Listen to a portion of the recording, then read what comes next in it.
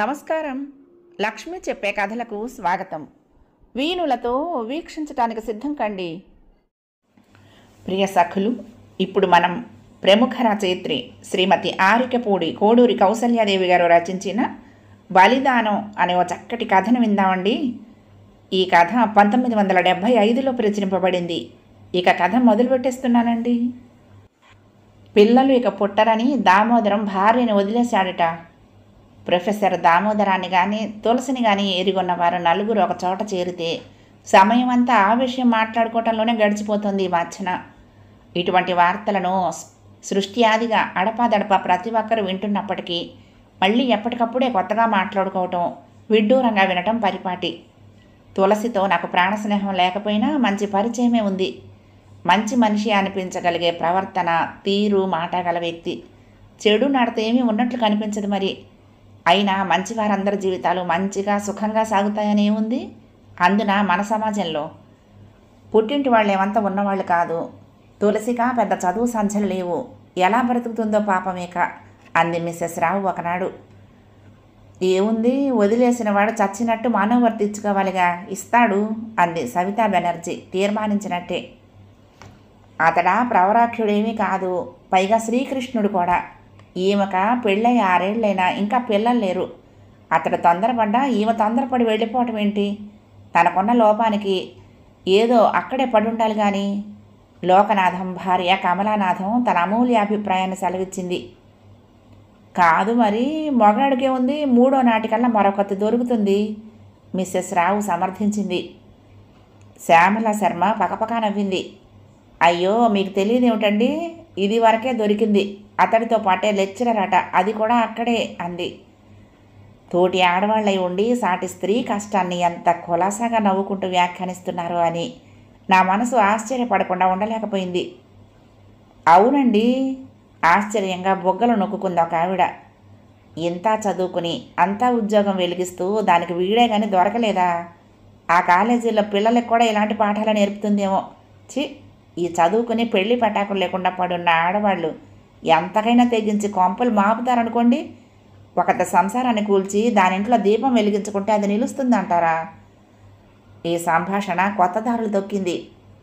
తులసి పట్ల నాకు ఎంతైనా సానుభూతి ఉంది, కానీ ఆమె ప్రస్తుతం ఎక్కడుంటున్నదో తెలియదు. అయినా బొత్తిగా ఇటువంటి పరిస్థితుల్లో ఎలా పరామర్శించటం, ఏమని సానుభూతి పలకటం?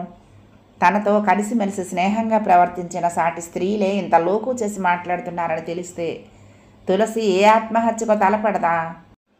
భర్త పరిత్యజించటం కంటే ఘోరం కదా ఈ కఠోర పరిహాసోక్తులు. దామోదరం కూడా మొహం చాటేశాడు. మా ఇంటి ఛాయలకే రావటం లేదు. విషయం పాత పడే వరకు పాత స్నేహితులందరినీ తప్పించుకు తిరుగుతాడనుకుంటాను అన్నారాయన ఒకనాడు. మొన్నొకనాడు బజార్లో ఎదురై చూడనట్లు వెళ్ళిపోయాడు అన్నారు. తులసి ఏమైందో ఏమైనా తెలుసునా అడిగాను నేను. ఏమో తెలియదు, కానీ లోకంలో అనేకం జరుగుతూనే ఉంటాయి. ఎప్పుడూ అదే ఆలోచన. ఇక నీకు మర్చిపో, ఆలోచించి ఆలోచించి అట్టే మతిపోగొట్టుకోకు అన్నారు. మర్చిపో అనటం సులభమే, కానీ మరవటం నాకు సాధ్యమా? మాటి మాటికి ఆమె వచ్చి ఆలోచన నడుము నిలుస్తున్నది. కష్టకాలంలో ఉన్న వారిపై కనికరం లేకుండా కాలక్షేపం కోసం కారు కూతలు కూసే నాగరికురాంట సమావేశాల్లో సాధారణంగా నేను కూర్చోను. అందువల్లనే నాకు ఇక ఏ వివరాలు తెలియరాలేదు. బాబుకి విపరీతంగా జ్వరం వచ్చి తగ్గింది. ఎంతైనా కంగారు పడిపోయాం వారం రోజులు. ఒకనాడైతే మరీ కన్నెరగకుండా పడి ఉండి ఏవేవో కలవరిస్తూ ఉంటే నా ప్రాణాలు ఎగిరిపోయాయి. ఇవాళ పిక్చర్కి వెళ్దాం అన్నారు ఆయన ఆఫీసు నుంచి వచ్చి. బాబుకు జ్వరం బాగా తగ్గింది, కులాసాగా ఉన్నాడు. ఏం, నీకేమైనా వేరే పనుందా అన్నారు నేను మాట్లాడకపోవటం చూసి. బాబుని గుడికి తీసుకుని వెళ్దామని మొన్న జ్వరం వచ్చినప్పుడు అనుకున్నాను చెప్పాను. ఆ మొహంలో రంగులు ఎలా మారుతాయో తెలుసు కనుక నేను అటు చూడకుండానే చెప్పాను. కొన్ని సెకండ్ల నిశ్శబ్దం.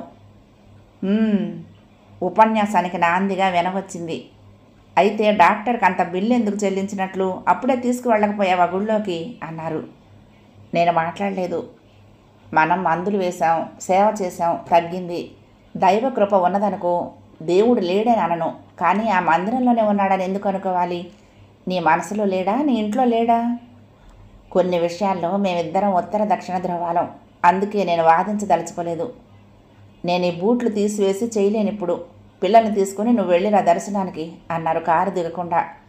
ఇది మాకు మామూలే. దైవ దర్శనం చేసుకున్న ప్రశాంతి సంతోషం ఆవిరిలా ఎగిరిపోయాయి. మందిరం బయటకు వచ్చి ఆంగణంలో కూర్చోగానే అక్కడున్న వ్యక్తులను చూసి, ఎలా ఉన్నారమ్మా, ఏమిటి విశేషాలు అని అతి చనువు వలకబోస్తూ పలకరించిన ఆ వ్యక్తి తులసి అత్తగారు విద్యాబాయి. నిశ్చింతగా ఏ బాధ వ్యధ లేనట్టుగా చెప్తున్నాయి. ఆరోగ్యంగా ఉన్న ఆ రూపము, నిర్లజ్జగా ఉన్న ఆ నవ్వు. వెంట కూతుళ్ళు ఇంకెవరో కూడా ఉన్నారు. బాగున్నారా? తులసి ఎలా ఉంది? అప్రయత్నంగానే నా మాటల్లో తులసి ప్రసక్తి దొర్లిపోయింది. చింకి చాటంత ముఖము నవ్వు మాసిపోయి ఇండివుగాయిలా అయిపోయింది తులసి పేరు వింటూనే ఆమె ముఖం. కూతురు నుండి ఠపీమని వచ్చింది సమాధానం. ఆడది ఎక్కడుంటుంది? ఉంటే అత్తింటా లేదా పుట్టింటాను. ఏం అలా అడుగుతున్నారేమో? శల్య పరీక్ష చేస్తున్నట్టే చూడసాగింది నన్ను నఖశిఖ పర్యంతము. ఈ అతి తెలివి భుజాలు తడుముకోవటం చూస్తే నాకు చిరాకయింది. లోకమంతకు తెలిసిన విషయం నాకు తెలియదనేనా ఏం అభిప్రాయం? అందుకే నేను సంభాషణ అంతం చేయలేదు. ఈ మధ్య తులసి ఎక్కడా రావటమే మానేసింది. దామోదరం గారు కనిపించి కూడా చాలా రోజులైంది. ట్రాన్స్ఫర్ అయిందేమో అనుకుంటున్నాను, అందుకే అడిగాను అన్నాను. తల్లి కూతుళ్ళు ముఖాలు చూసుకున్నారు. బయట నుండి ఉండి కారు హారణ వినిపిస్తోంది. కూర్చున్నదల్లా విద్యాబాయి ఒక్క ఉదుటిన లేచి నా దగ్గరకు వచ్చింది. రహస్యం చెప్తున్నట్లు గుసగుసలు పోతూ అంది, మీకు తెలియదనుకుంటాను, మా వాడు 2వ పెళ్లి చేసుకున్నాడమ్మా. అదిగో ఆ పిల్లే, అందుకే గుళ్ళోకి తీసుకొచ్చాను అంటూ కూతుళ్ళ పక్కనే ఉన్న ఓ అతి నాగరికంగా కనపడుతున్న యువతిని చూపింది. యువతి అనే కంటే ప్రౌఢ అంటే ఒప్పుతుందేమో. ముఖంలో ముదిమి బాగా కనిపిస్తోంది. నేను అలాగే కళ్ళు అప్పగించి చూడసాగాను. విద్యాబాయి ఇంకా చెప్తూనే ఉంది, ఏముందమ్మా, ఇవాళ కాకుంటే రేపైనా నలుగురికి తెలిసేదే కదా. గొడ్రాలని అన్నాళ్ళని భరిస్తాడు మగాడు. వంశాంకురం లేని బ్రతికెందుకు? ఇంట్లో అన్నదమ్ములు అక్క చెల్లెళ్ళు అంతా సంతానవంతులే. ఇంటా బయట అందరూ పిల్లల్ని వెంట పెట్టుకొని భుజాలెక్కించుకొని తిరుగుతూ ఉంటే వాడి కళ్ళల్లో ఎంత దిగులు కురిసిందో, లోపల ఎంత కుళ్ళిపోయేవాడో. కన్న తల్లిని నాకు తెలుసమ్మా. ఎవరికి తెలుస్తుంది నాకు కాక? లోకమంతా ఆడిపోసుకుంటున్నారట. ఎవరి బాధ ఎవరికి తెలుస్తుందిలేండి అంది. ఇంతలో ఆమె కూతురు రమ వచ్చింది. ఎందుకమ్మా అందరికీ అలా సంజాయిషి చెప్పుకుంటావు? ఎవరి కష్టం ఎవరికి తెలుస్తుంది, ఎవరిష్టం వాడిది అంటూ నా వైపు తిరిగి, అయినా మీరే చెబుదురు, ఆడదానికి అంత అహమా? మగవాడిని చూసి చూడనట్టు వదిలేయాలా, లేక తెగే వరకు తాడు లాగుతుందా? తెలివి ఉన్న దేవతైనా? ఏమాత్రం మెదడున్నా తనకు దగ్గర దాన్ని ఎవరితోనైనా తనే పెళ్లి చేసి ఉండేది. ఏ పొరపచ్చాలో లేకుండా ఇద్దరు పడుందురు. నేను అసలు ఆ మాట ఎత్తగానే మా అందరిపైన విరుచుకు పడిపోయింది అనుకోండి. అందుకే కాపురం కోల దోసుకుపోయింది. తులసి మా ఇంటికి తరచూ వస్తుండేది కనుక నేను ఆమె పక్షం అనే భావంతో వాళ్ళు ఇలా గోల పీడుతూ అడగందే సంచాషీలు ఇచ్చుకుంటున్నారనమాట. దామోదరం ఎంత చవట అనిపించింది నాకు మొదటిసారిగా. చవటగానిది అతడి వ్యక్తిగత విషయంలో తల్లికి అక్కకు అంత అధికారం ఏంటి? వాళ్ళు ఇంకా ఏమేమో చెప్తూనే ఉన్నారు, కానీ వినటానికి నాకు కాంపరంగా ఉంది. అందుకే పని ఉందని చెప్పి వదిలించుకొని బయటపడ్డాను. దైవ దర్శనంతో పాటు పురాణ శ్రవణ పుణ్యం కూడా దక్కించుకుని వచ్చినట్టున్నావే. శ్రీవారి స్వరంలో హేళన కొట్టొచ్చినట్టుగా వినిపిస్తోంది. దామోదరం తల్లి చెల్లెళ్ళు కదు వాళ్ళు అన్నారు మళ్ళీ. కొత్త పెళ్ళం కూడా ఉంది వాళ్ళల్లో చూడండి అన్నాను. అక్కర్లేదులే, నువ్వు చూసి తరించావుగా చాలు. మరొక హేళనా బాణం. ఏమిటట? కోడలి కాపురం నిలువునా కూల్చిన పాపం కడిగేసుకోవాలని వచ్చిందటనా? మరొక ప్రశ్న. నాకు విసుగనిపించింది. బాగుంది, ఎవతెందుకు వచ్చిందో నాకేం తెలుసు? మీ పిక్చర్ ప్రోగ్రాం కాదన్నానని మరీ ఇంత చిరాకు ప్రదర్శించాలా అన్నాను. అది కాదోయ్, అలాంటి పాపిష్టి వాళ్ళంతా తమ పాపాలను చూసి చూడనట్టు వదిలేయమంటూ దేవుడికి లంచాలు పెట్టడానికి వస్తూ ఉంటే ఈ దొంగ నమస్కారాలు అందుకోలేక దేవుళ్ళు ఏనాడో ఆలయాలు విడిచి పారిపోయారు పత్తా లేకుండా. ఇక నువ్వు ఏం ఆశించి ఈ ఆలయంలోకి వెళ్తున్నావు? దేవతా దర్శనానికి బదులు అలాంటి పాపిష్టి ముఖాలు చూస్తున్నావు అంతే కదా అన్నారు. ఈ గొణుగుడు వాద ప్రతివాదాలు అర్థం కాక డ్రైవరు మధ్య మధ్య మా ముఖాలు చూస్తున్నాడు. ఇక్కడికి వచ్చిన మొదట్లో భాష రాక నానా అవస్థలు పడుతూ తిట్టుకునేదాన్ని. కానీ ఇటువంటి పరిస్థితుల్లో మాత్రం ఇదే బాగుందనిపిస్తుంది. మన గోల ఏమిటో చచ్చిన నౌకర్లకు తెలియదు. ఈ మధ్య కాస్త మరుగున పడిన తులసి తలపులు మళ్ళీ వచ్చి నా మెదడులోకి ప్రవేశించాయి. అసలు వీళ్ళంతా కలిసి తులసిని ఏమైనా చేసేశారా? అసలు బ్రతికుందా అనే అనుమానం కూడా కలిగింది నాకు. ఒక్కసారి తులసి కనిపిస్తే బాగుండును. తులసి ఏమైపోయిందో పాపం అని అనుక్షణం అనుకుని తప్పించిన దానివల్ల తీరా తులసి కళ్ళెదుట నిలబడగానే అప్రతిభురాలనై మాటలు చేష్టలు దక్కి నిలబడ్డాను. బాబును స్కూల్లో దిగవిడిచి వస్తూ ఉంటే ఒక బస్ స్టాప్లో నిలబడ్డ 4-5 మనుషుల్లో తులసి కనిపించి ఆగి చూశాను. ఇంతలో ఆమె నన్ను చూసి తనంత తానే దగ్గరకు వచ్చి బాగున్నారా అని పలకరించింది. ఎలా మాట్లాడాలి, ఏమని ఓదార్చాలి అని లోపల కంగారు పడుతూ కలవరపడుతున్న నన్ను ఆమె కుశల ప్రశ్న వేసేసరికి కొద్ది క్షణాలు నిరుత్తరాలనయ్యాను. వెంటనే తులసి ముఖం ముడుచుకుపోయింది. నేను తులసినండి అంది ఒత్తి పలుకుతూ. మీరు కూడా నాతో మాట్లాడితే పరువు తక్కువగా భావిస్తారనుకోలేదు. వెళ్ళటానికి ఉద్యుక్తురాలైంది. చచ్చా ఆమె చెయ్యి గట్టిగా పట్టుకొని ఆపి కూర్చోబెట్టాను. అనుకోకుండా కనిపిస్తే ఉక్కిరి బిక్కిరయ్యాను. అంతే, రా మా ఇంటికి వెళ్దాం, ఏమీ అర్జెంట్ పని లేదు కదా అన్నాను. లేదులేండి వస్తాను అని సంతోషంగానే అంగీకరించింది. విషయం మీకు తెలుసుననుకుంటాను అంది దారిలో తానే. ఆయన 2వ పెళ్లి చేసుకున్నారు అంది స్పష్టంగా. కంఠం దీనంగా ఉన్న స్ఫుటంగా ఉంది. అడిగిన వాళ్ళందరికీ సమాధానాలు చెప్పి కాకుల్లా పొడిచే వాళ్ళందరి దెప్పుళ్ళు విని ఈసరికి ఆ మాత్రం దృఢత్వాన్ని పొంది ఉంటుందనిపించింది. విన్నాను, చాలా విచారించాను కూడా అన్నాను నెమ్మదిగా. దీనత్వం తిష్ట వేసిన ఆ ముఖంలోకి సూటిగా చూస్తూ మాట్లాడగల దిట్టతనం నాలో లేదు. విరక్తిగా నవ్వింది తులసి. ఎవరు విచారించి ఏం చేయగలరు నా కోసం? కనీసం మీకు ఆ మాత్రం సానుభూతి అయినా ఉంది నా పైన. ఇంత గౌరవంగా మీ పక్కన కూర్చోబెట్టుకుంటారనుకోలేదు. ఈ మధ్య ఓసారి బట్టల దుకాణంలోకి మిసెస్ రావు, సవితా బెనర్జీ వచ్చారు. నన్ను పురుగును చూసినట్లే చూశారనుకోండి. నాతో మాట్లాడకపోగా నన్ను హేళనగా చూస్తూ వాళ్లల్లో వాళ్లే ఏదో చెప్పుకొని నవ్వుకోవటం అంది. రకరకాల వేషాలు వేసుకొని తిరగటమే కానీ వాళ్ళు ఎప్పుడు మాత్రం ఎక్కడ సభ్యంగా మాట్లాడి ప్రవర్తించారులేండి. అటువంటి వాళ్ళని గురించి ఏం బాధపడక్కర్లేదు అన్నాను నేను. ఇంటికి వచ్చాక ఇద్దరం షర్బత్ తాగి కూర్చున్నాం. ఇప్పుడేం చేస్తున్నట్లు మీరు అడిగాను తులసిని. ఏం చేయగలనో చెప్పండి ఎదురు ప్రశ్నించింది. స్కూల్ ఫైనల్ చదువు కూడా లేదు నాకు అని జీవం లేని నవ్వింది. మీ వాళ్ళెవ్వరు? అర్ధోక్తిలోనే ఆపేశాను. మళ్ళీ అదే జీవం లేని నవ్వు. వెళ్ళానండి, ఎవ్వరూ రమ్మనలేదు, కష్టంలో ఓదార్చలేదు. అయినా నేనే వెళ్ళాను, నా వాళ్లే కదా అనుకుని.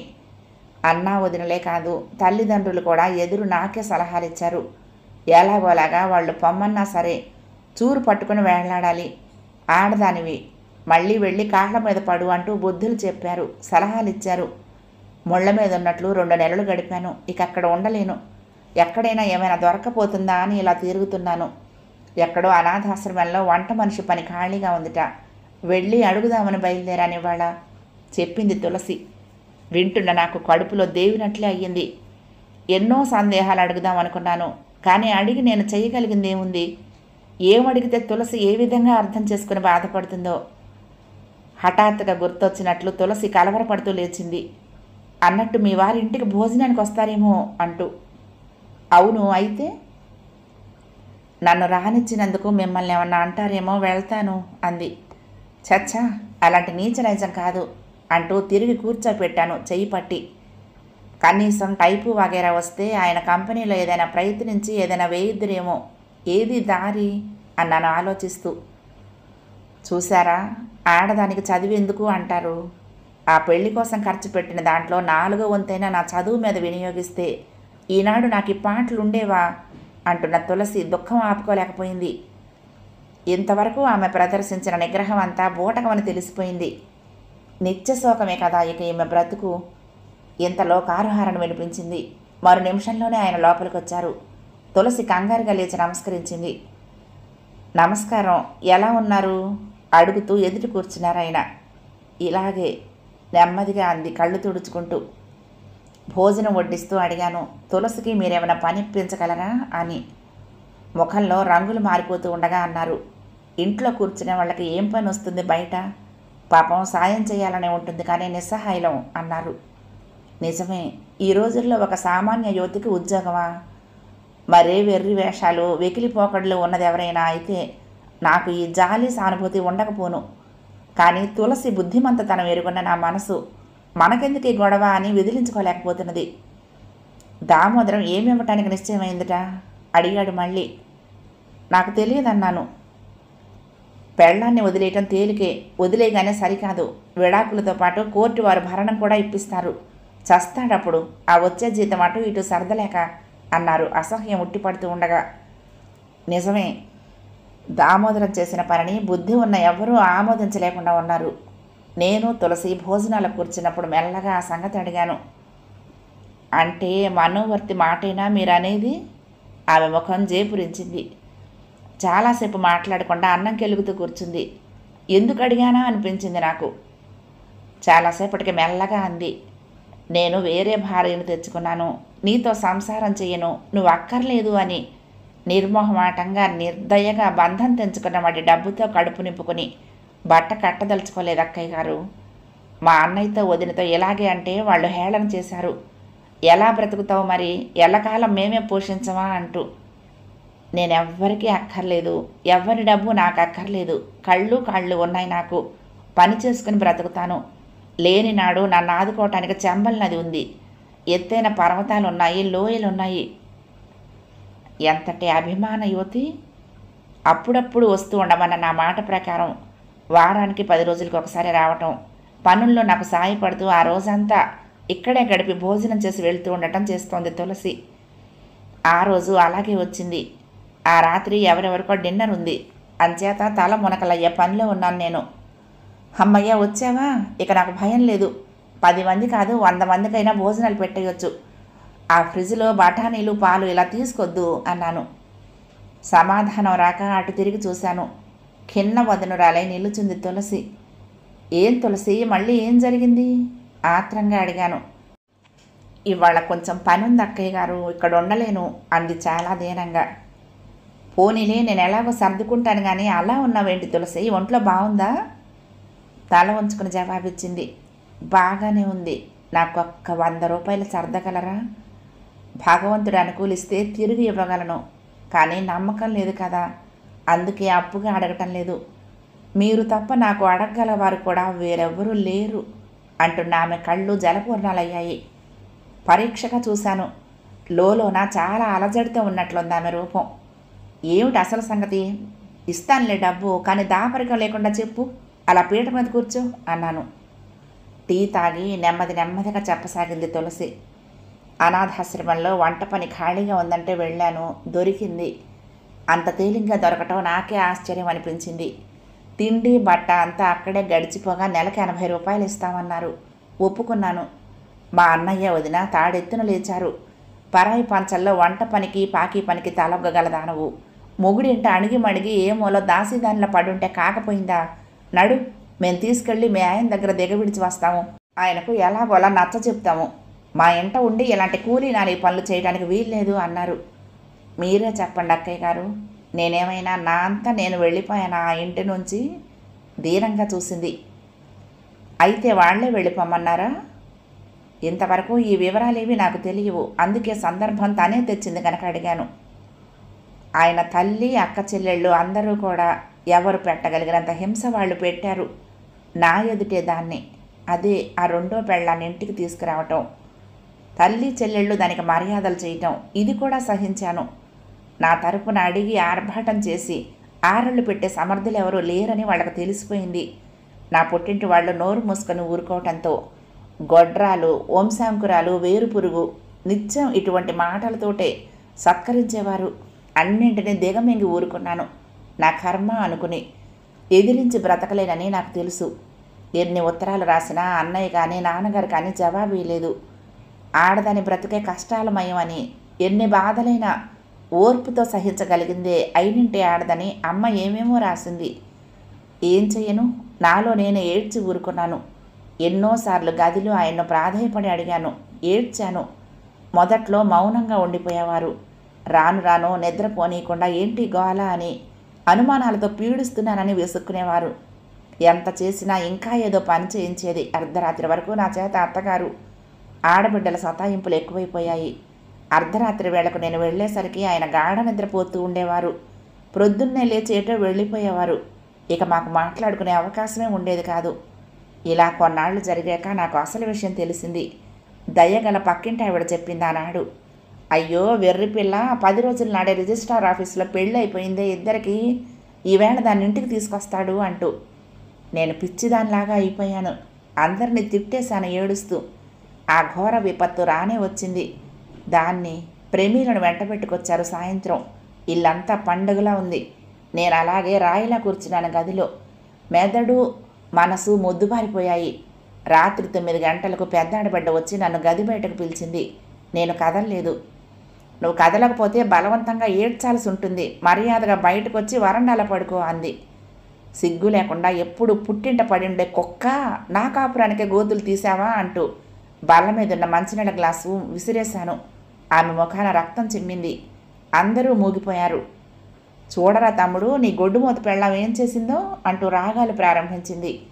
ఆ అసమర్థుడు వచ్చి నన్ను గొడ్డును బాదినట్లు బాది బయట వరండాలోకి ఈడ్చి పారేశాడు. అత్త ఆనందంగా చూసింది. మామ మరదలు మూగి వెధవల్లాగా ఊరుకున్నారు. మొగుడే దరిద్రుడైతే ఇక తక్కిన దేభ్యాల గురించి ఏడ్చేదే ఉంది. దానికేదో ఏర్పాటు చేసి పీడ వదిలించేయండి, రోజు ఈ గోల కుదరదు నాకు ఇంట్లో అంటూ స్పష్టంగా చెప్పింది అది. ఎవరు? నా కాపురం పడగొట్టవచ్చిన ఆ చదువుకున్న టక్కులాడి. ఛీ, దానిది ఓ బ్రతికేనా? మరొకత మొగుడే కానీ దొరకలేదా ఈ ప్రపంచంలో దానికి? ఇలాంటి వాళ్లను నిలువునా నరకాలి, 4 వీధుల మొదల్లో పెట్టి. తులసి ఉపయోగిస్తున్న ప్రతి పదము ఆమె ఎదలోని దావానలపు తీవ్రతను స్పష్టీకరిస్తున్నది. తులసి ఇంకా చెప్పసాగింది. ఆ మర్నాడు నాకెవ్వళ్ళు తిండి కూడా పెట్టలేదు. అంత నీచంగా చూడబడుతూ కూడా ఆ ఇంట్లో మరొక వారం రోజులు గడిపానంటే మీరు నమ్ముతారా అక్కయ్య గారు? ఇలా వీధిన పడకుండా ఉండాలనే అంత అవమానాన్ని బాధను దిగమింగుకుని అలా పడున్నాను. అయినా వాళ్ళు నన్ను కనికరించలేదు. ఆఖరికి ఏదో స్లో పాయిజన్ ఇచ్చి నన్ను అంతం చేయాలనే పథకంలో ఉన్నారని పసిగట్టి ఆ ఇంటి నుండి పారిపోయి పక్కింట్లో తలదాచుకుని తర్వాత రహస్యంగా మా వాళ్ళింటికి పారిపోయాను. ఇంత విన్నాక కూడా మీకు నేను తొందరపడ్డాననే అనిపిస్తోందా అక్కయ్య గారు? నిర్ఘాంతపోయి వింటున్నానే కానీ నేను సమాధానం ఇవ్వగల స్థితిలో లేను. ఇటువంటి నరకంలో మళ్ళీ నన్ను తీసుకెళ్ళి పడేస్తామంటున్నారు అన్నయ్య వాళ్ళు. కానీ నా వంటి వాళ్ళు చస్తే లోకానికి ఏమీ లోటు లేదు. కానీ ఎందుకో నాకు ఇంకా చావాలని లేదండి.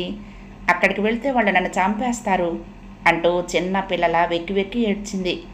నాకు కళ్ళల్లో నీళ్లు తిరిగాయి. పోనీండి, కాపురం ఎటు పోయింది, అందుకు నాకు బాధ లేదు.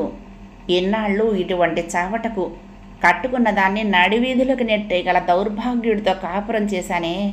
శూర్పణఖలకు ఊడిగం చేస్తూ అత్తయ్య వదిన అంటూ నోరు పాడు చేసుకున్నానే అనే నా బాధ.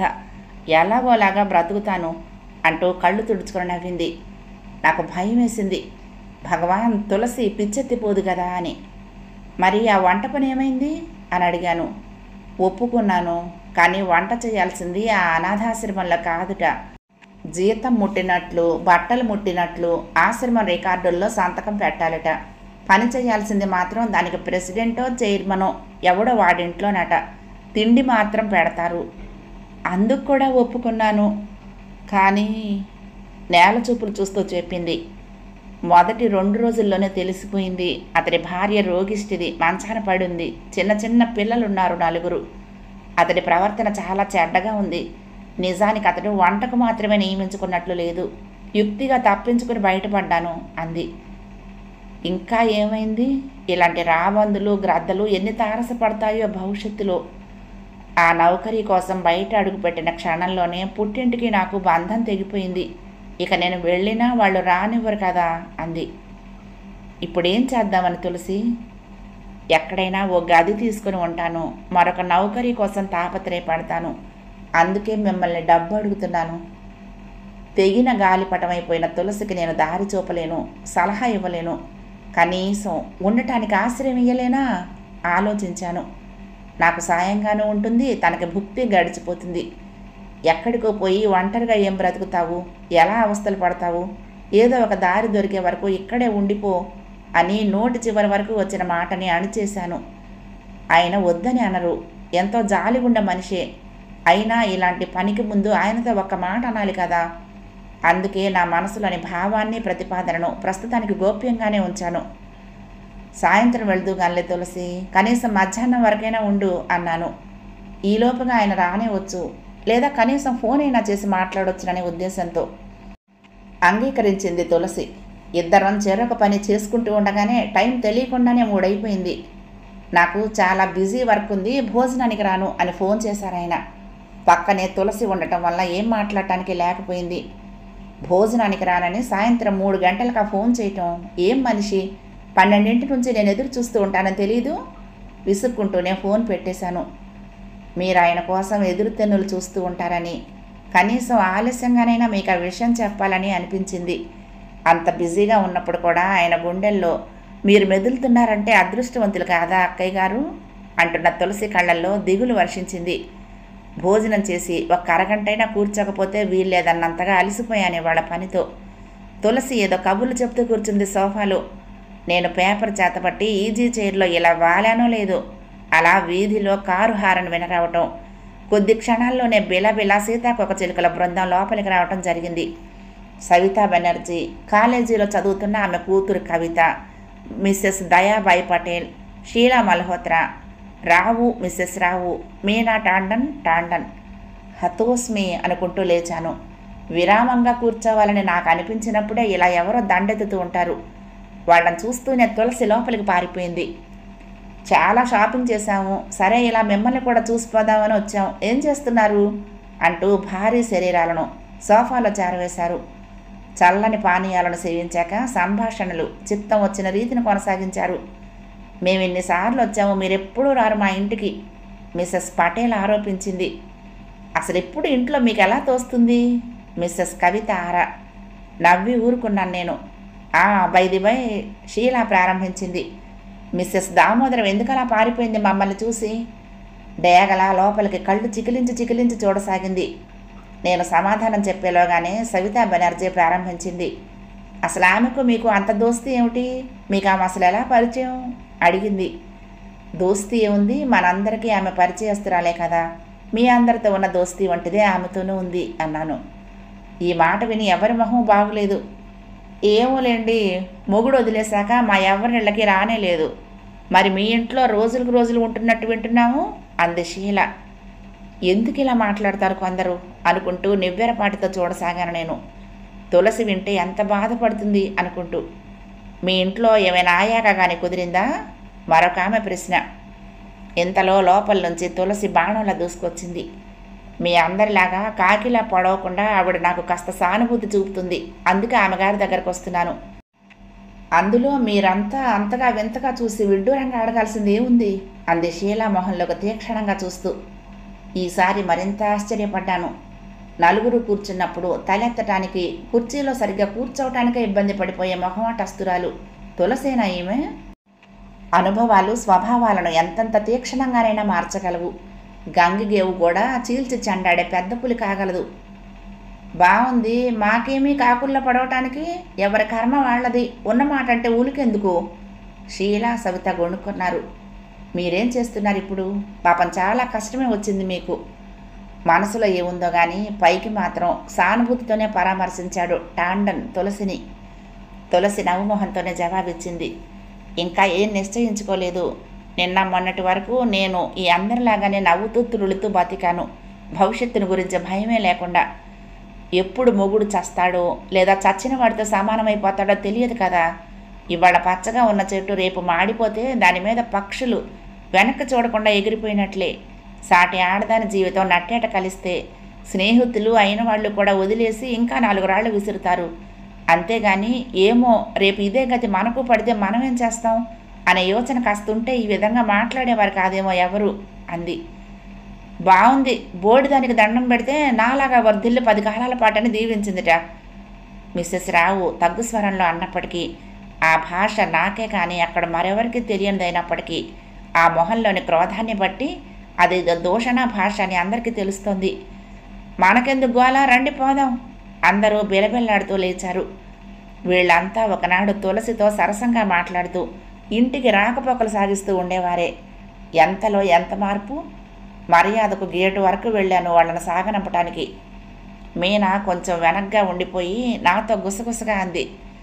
అలా చూడండి ఎంత సిగ్గులేని తనము అంది. ఏమిటో అని అటు చూశాను. కారు దగ్గర సవిత టాండన్తో ఏమిటో విరగబడి నవ్వుతూ చెప్తోంది. అతడు శ్రద్ధగా వింటున్నాడు, ఆమెనే దీక్షగా చూస్తూ. చీర చెరగు ఉండాల్సిన స్థానంలో లేదు. ఆమె నవ్వుకు చిత్ర విచిత్రంగా ఒళ్ళంతా కదిలిపోతోంది. పక్కనే చెట్టంత కూతురు కవిత ఆ నడి రోడ్డుపైనే మేకప్ సరి చేసుకుంటోంది, హ్యాండ్ బ్యాగ్ తెరిచి. మరొక అడుగు దూరంలో మిస్సెస్ దయాబాయ్ మిస్టర్ రావు భుజం మీద చేయి వేసి మరి ఏమిటేమిటో ఎడతెగని సోదిగా చెప్తోంది. తనను మించిన పిల్లల్ని పెట్టుకొని కూడా ఒక్కొక్కతికి ఎంత విరగబాటో చూడండి, మగాడంటే ఛీ అంటూ అక్కసగా అంది మీనా టాండన్. ఆమె మాట నిజమే. ఆ దృశ్యం చూడటానికి ఎబ్బెట్టుగానే ఉంది. కానీ ఇంతగా వాళ్ళని అసహ్యించుకుంటూ ఈమె వాళ్లతో కలిసి ఎలా తిరగగలుగుతోంది? ఎందుకు తిరుగుతున్నట్టు? ఇవే నాకు నేటి సమాజంలో అర్థం కాని ఫార్మాలిటీస్. ఇంకా రహస్యంగా తగ్గుస్వరంతో అంది షీల. మీకు తెలుసో తెలీదో, కవితని ఆ ఇండస్ట్రియలిస్ట్ అనిల్ ఖైతాన్కు పర్సనల్ సెక్రటరీగా చేయాలని తాపత్రయపడుతున్నారు బెనర్జీ దంపతులు. ఆ విధంగా వాడి ఐశ్వర్యానికి అంతటికీ గాలం వేస్తారన్నమాట. నేను విని ఊరుకున్నాను, వ్యాఖ్యానించాల్సిన అవసరం కనిపించక. వెళ్తాను మరి. ఇప్పటికి 4 సార్లు ఈ పదం వినిపించటమే కానీ వెళ్ళటం జరగలేదు. మరొకసారి వెనక్కి వచ్చింది మీనా. మీ క్షేమం కోరేదాన్ని గనుక చెప్తున్నాను, తులసిని అట్టి చేరనీకండి. మన సంసారాల సంగతి మనం కాస్త ఆలోచించుకుని జాగ్రత్త పడాలి. వయసులో ఉన్నదాయే, ఏమో తా జడ్డ కోతి వనమెల్లా చేర్చిందని.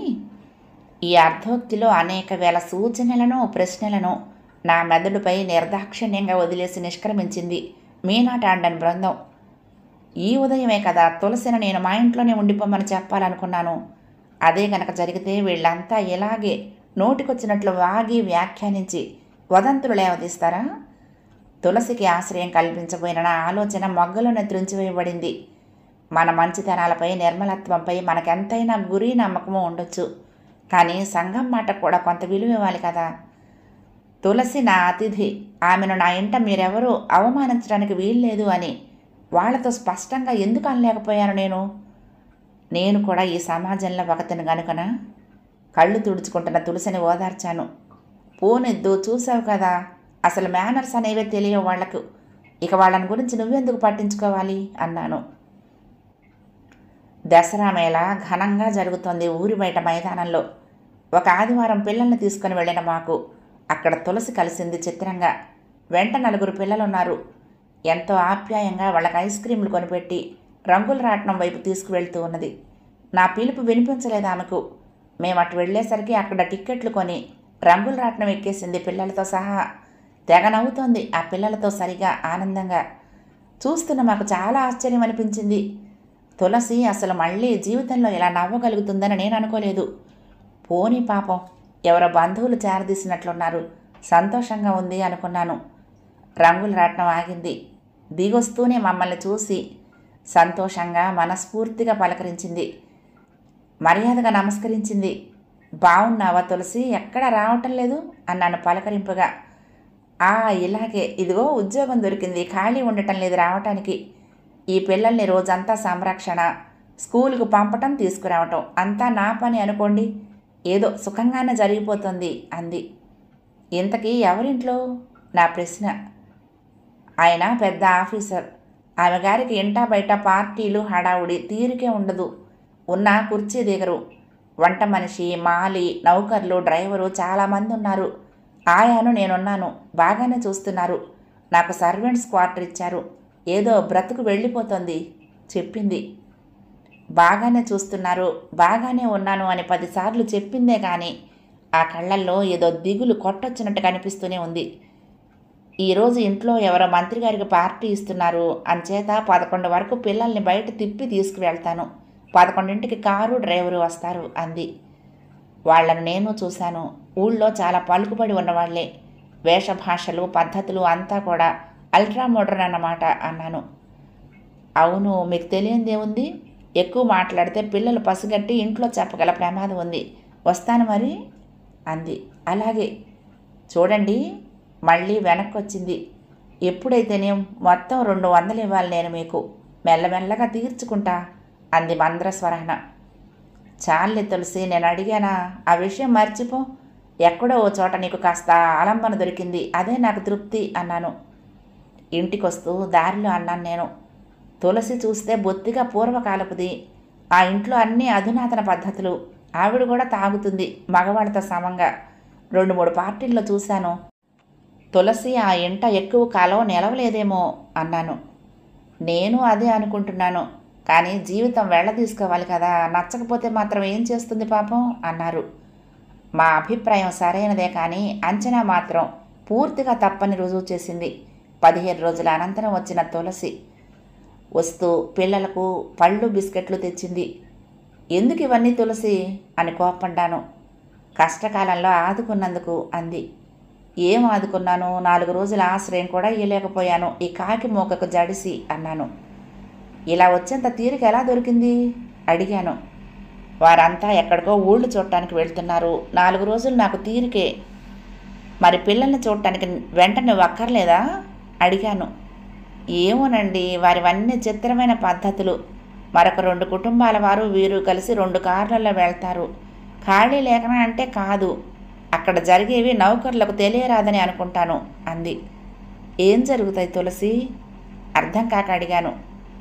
చెప్పకూడదనుకోండి, కానీ మీరే కదా, అందుకు చెప్తున్నాను. వాళ్ళంతా చాలా విపరీతంగా ప్రవర్తిస్తారు. ఆయన ఇంట్లో లేకపోయినా సరే, ఊళ్ళో లేకపోయినా సరే. అతని స్నేహితులట, పెద్ద బిజినెస్. రాత్రింబవళ్ళు ఆమెతోనే గడుపుతారు వాళ్ళు. ఆమె తాగుతుంది, వాళ్ళు తాగుతారు. అటువంటి రోజుల్లో ఆమె గారు పిలిస్తేనే కానీ మేము అసలు ఆవిడ గదుల వైపు పై అంతస్తులోకి వెళ్ళరాదు. ఆయన అలాగే తప్పతాగి ఇల్లు చేరుకుంటాడు ఏ తెల్లవారుజాముకో. ఆదివారం ఉదయం మాత్రం ఇద్దరు పిల్లల చదువులు ఎలా ఉన్నాయో, ఏం కావాలో తెలుసుకుంటారు. పిల్లలకు జ్వరం వచ్చినా నేనే చూసుకోవాలి. కనీసం రాత్రుళ్ళైనా ఆరోగ్యంగా లేని బిడ్డ దగ్గర పడుకోదావిడ. పోన్లే, ఈ 4 రోజులు మంచి విశ్రాంతి దొరికింది అన్నాను. కొంచెంసేపు ఏదో చెప్పనా వద్దా అన్నట్లు తటపటాయిస్తూ ఉండిపోయింది తులసి. ఆఖరికి చెప్పింది. మొన్న పిల్లల్ని పార్కుకు తీసుకువెళ్ళాను సాయంత్రం. అక్కడ అతను కొత్త భార్యతో కనిపించాడు. ఎవరు? దామోదరం గారా? నేను తప్పించుకుని పోబోయినా అతడు తనంతట తానే వచ్చి దారికి అడ్డుగా నిలబడి మాట్లాడాడు. ఏమన్నాడు? కుతూహలంగా అడిగాను. అతని మనసు ఏమైనా మారిందట? ఆ రాక్షసులకు మనసు మారుతుందా? నేను అలాగే ఆశపడ్డాను. పోనీ దయతలిచి రమ్మంటే అలాగే పోదాం. ఈ లోకం అందరి చేత అవమానించబడటం కంటే భర్త చంపేసినా చచ్చిపోదామనుకున్నాను. కానీ ఆ పాషాణాల్లో మార్పే రాదండి అంది. మరేం మాట్లాడాడు తులసి? ఇంకా ఈ ఊళ్ళో ఉండే ఏమిటి చేస్తున్నావు అని ముఖం ముటముటలాడించుకుంటూ అడిగింది ప్రేమీల. ఏం, ఇది నీ బాబు రాజ్యమా? నీకేం బాధ అన్నాను. సిగ్గు శరం వదిలిపెట్టేసిన దానికి మాటలకేం లోటు అంది. సాటి దాని కాపురం నిలువునా కూల్చని ఇలాంటి దానికంటే సిగ్గు శరము లేనిది ఈ ప్రపంచంలో ఉండదని నేనన్నాను.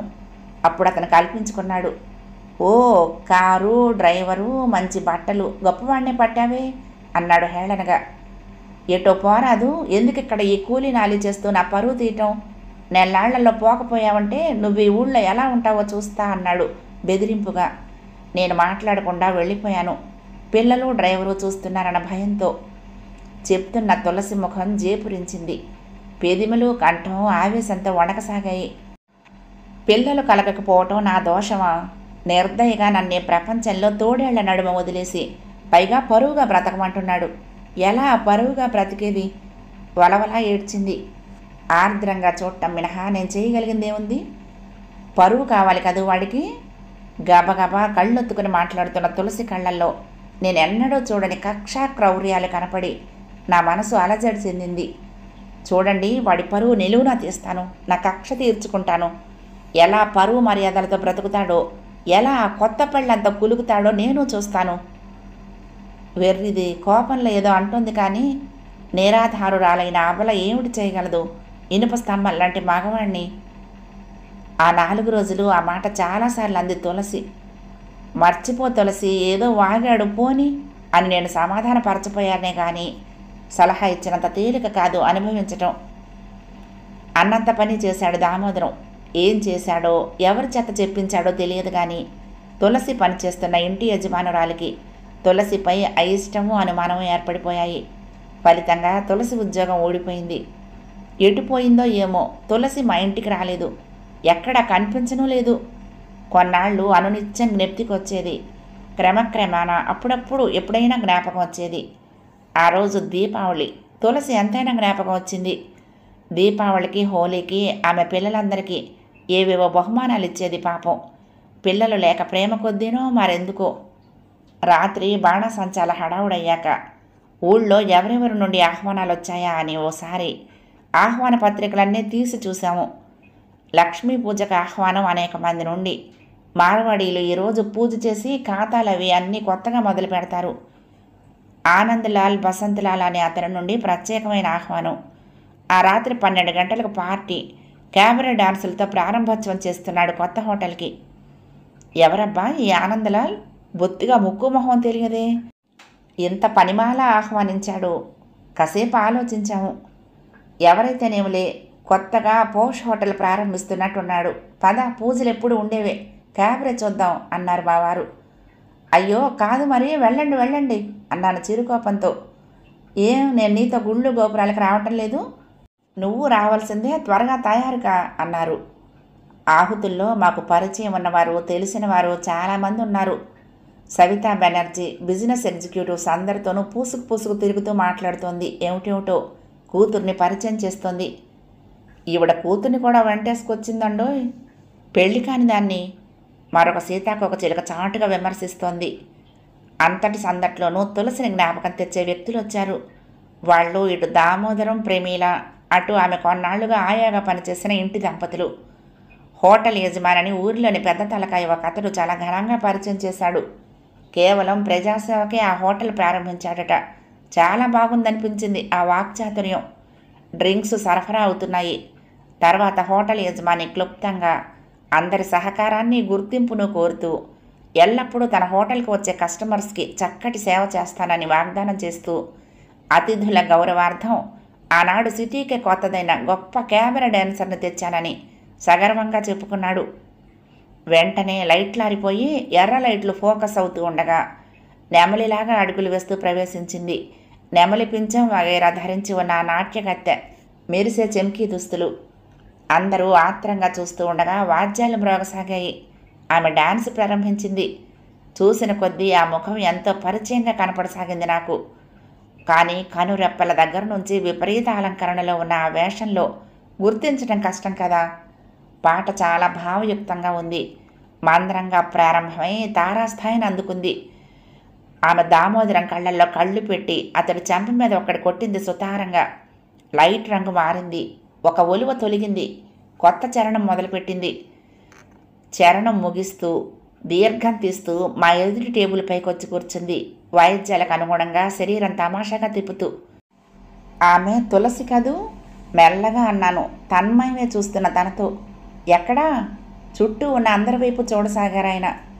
ప్రేక్షకుల్లో కాదు, ఆ డాన్సర్ అన్నాను మళ్ళీ. చాలే, చాలా విసుగ్గా ఉంది ఆయన ధోరణి. ఇక్కడ కూడా నీ బుర్రలో ఆవిడ తిరుగుతున్నట్లుంది. తులసి అంటావు, మరో కాసేపటికి మన పని మనిషి చంపాబాయి అంటావు. అతగాడు చెప్పలేదు సిటీకి కొత్త డాన్సర్ అని?